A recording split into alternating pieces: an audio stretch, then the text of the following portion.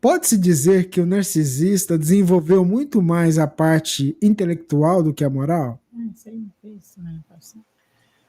Olha, eu não sei se a gente pode dizer isso. Agora, eu acho muito importante que a gente faça uma conceituação legal sobre essa questão do conhecimento intelectual.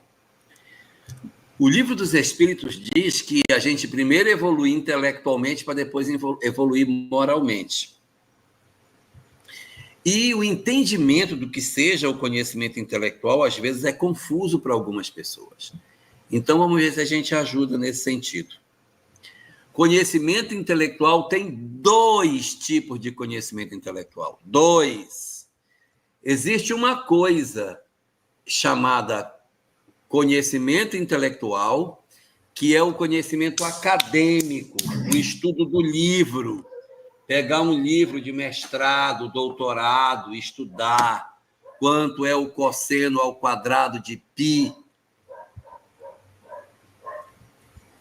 Isso é um tipo de conhecimento espiritual.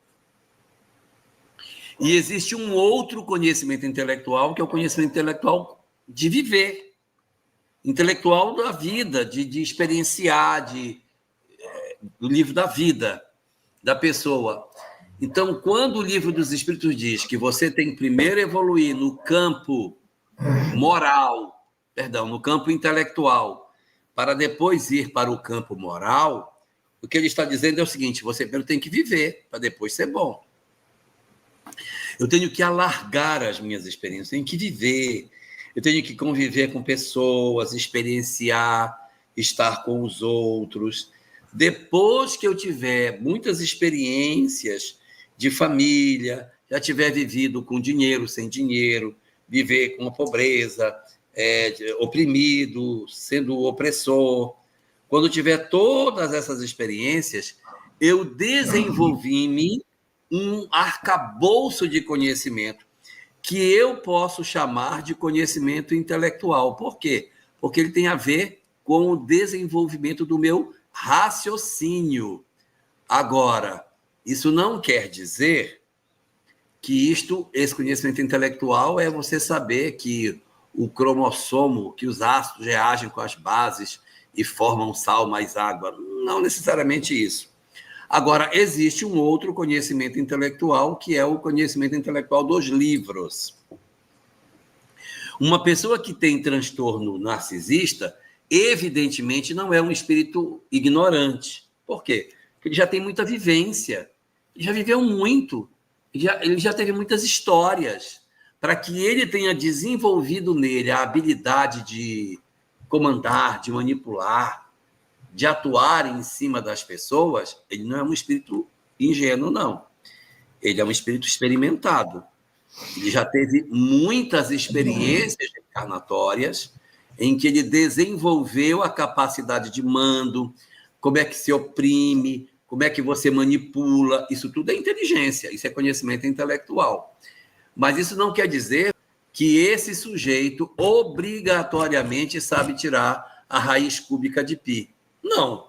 Ele pode não ter o outro conhecimento intelectual. Então, é preciso saber o que você está chamando de ter conhecimento intelectual. Se o que você está dizendo intelectual é o conhecimento da vida, da experiência, do viver, do experienciar, ele tem bastante conhecimento intelectual.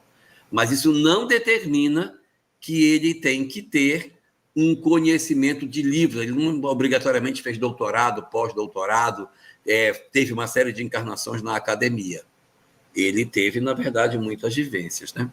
E só para terminar minha fala, depois vocês deem uma olhada na pergunta 108 de O Livro dos Espíritos, que vocês vão ver um espírito que avançou mais no campo moral do que no campo da academia. Sim, porque ele tem conhecimento intelectual na área da vida, mas ele não tem conhecimento acadêmico.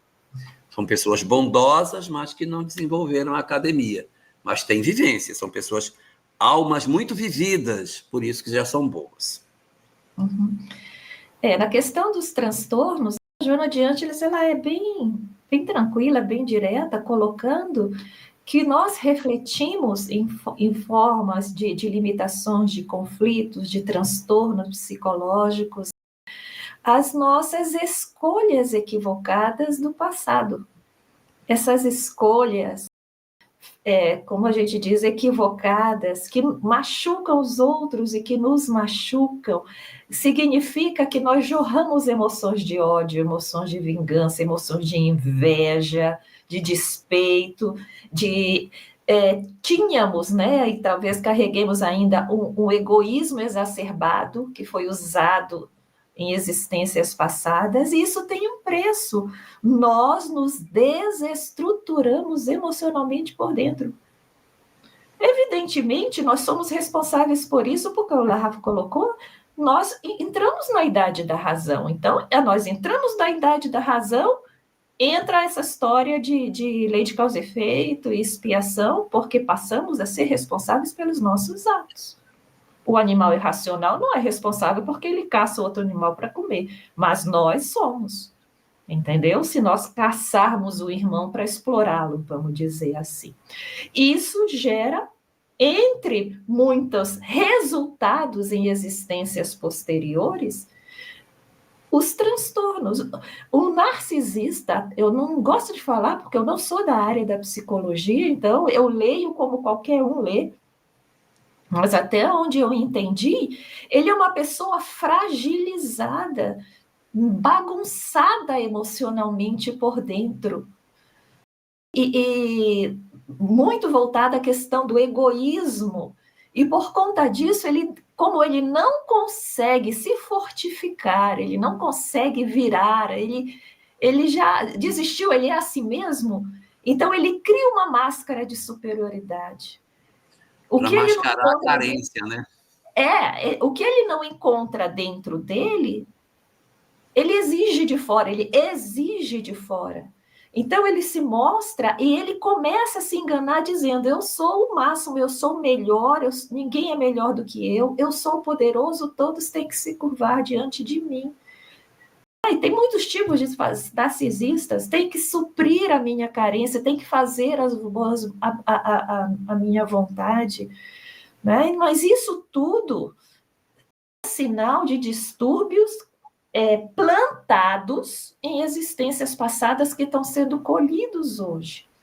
Então, por isso que em toda a questão dos transtornos, todas essas almas estão sendo encaminhadas pela espiritualidade, todas essas almas estão sendo acompanhadas e tratadas, né? Elas estão sempre acompanhadas, aos nossos olhos a gente não vê resultado.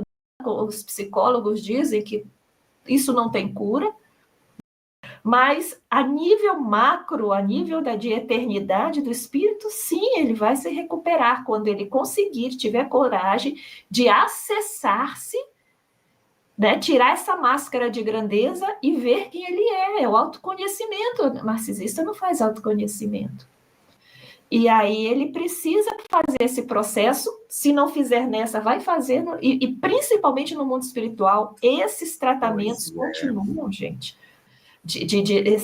E às vezes essa busca, e a gente vê a questão expiatória, olha, já renasceu, desencarnou, continua sendo o egoísta, o explorador, aí ele vai precisar de olha só, entra na pergunta anterior, de um renascimento de choque. Ou seja, ele vai ter que passar por uma situação em que a máscara caia de uma vez. E ele disse, meu Deus, quem sou eu? E às vezes é uma doença, é um revés da vida muito forte que faz a gente jogar a nossa arrogância, a nossa vaidade extrema, sabe? O nosso desprezo pela dor do outro, indiferença pela dor, às vezes, dos próprios filhos. E isso cai quando ele passa por um desafio da vida muito forte que chacoalha ele. E a gente de longe diz, nossa, que expiação, que coisa horrível. Não teve jeito. Às vezes, naquele momento, é necessário. São escolhas mal feitas que todos nós fizemos e nós refletimos de várias formas. Às vezes, uns fisicamente, às vezes, outros psicologicamente, mas todos nós estamos no processo de tratamento para a cura. Eu queria só fazer uma complementação no seguinte sentido. O livro Memórias de um Suicida tem um caso de um cara que está numa torre, acho que é Agenor o nome dele. Ele está numa torre há 38 anos nessa torre. Por quê? Porque ele foi muito indiferente com os pais, ele roubou os pais, jogou os pais na miséria, ficou com os bens dele. Ele foi um cara narcisista, digamos assim. Ele não estava nem aí para o que ele fazia com os outros. Nada. Ele não sente remorso pelo que ele fez. Ele está preso dentro da torre e todos os dias tem um mentor que vai lá conversar com ele. Quando o mentor chega, ele diz, não quero mais isso, eu não quero ver isso. Mas você vai ver. Eu não quero. Vai, vamos embora, olha para o telão. Aí ele tem que ver o que ele fez com o pai, o que ele fez com a mãe. Aí ele, meu Deus, eu não aguento mais ver isso. Mas ele não muda, mas ele vê a cena. Por quê? Porque o objetivo é para ver se algum dia aquilo o sensibiliza. Ele está preso na torre, dentro da leitura que ele tem de vida, até ele ter uma melhoria de condição espiritual, para que ele possa alterar a sua permanência no mundo espiritual e até reencarnar na frente, né?